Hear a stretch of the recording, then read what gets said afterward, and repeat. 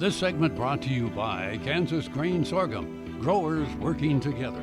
Find out more at kansasgrainsorghum.org. Welcome to Farm Factor. Up first today, Kyle and John Neimann visit about the expansion of poultry production in Kansas.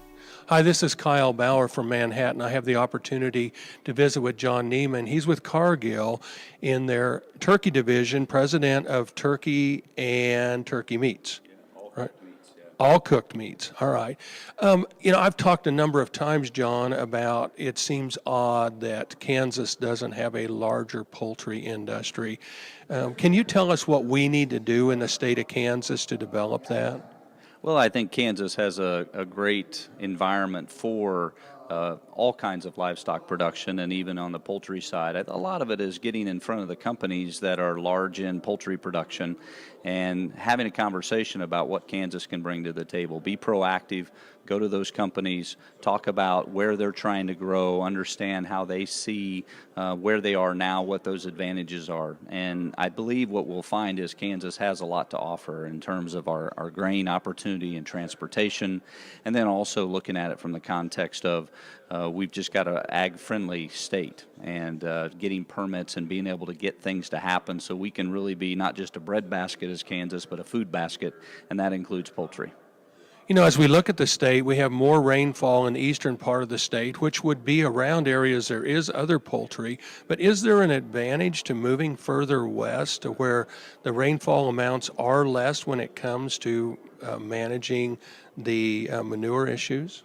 Well, certainly, I think that poultry exists in wet environments as well as dry environments. So I think it's really about the attractiveness of an area to a company, and they're going to look at logistics of not just the beginning of the product at the egg or the chick or the poult if it was turkey, but they're also going to look at the other end and say, where's the consumer and where are we moving that product to? And so if you think about Kansas, the advantage we have is we can go any direction logistically and be very efficient. And so the conversation of putting it all together doesn't really matter if it's east or west in terms of Kansas or central Kansas. It's really about putting the right situation and the right company together. And truly, the poultry industry is the growth area when it comes to meat consumption. There has been some growth in pork. Beef appears to be stable, but whether it's turkey or chicken, the growth in average consumption per American per year continues to go up.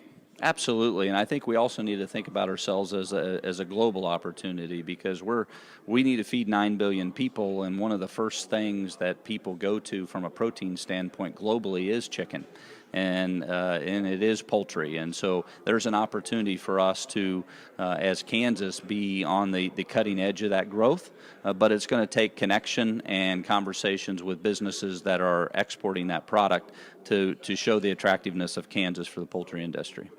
We're visiting with John Niemann. He's with Cargill in their turkey and meats division. Fair? Okay. This is Kyle Bauer reporting from Manhattan.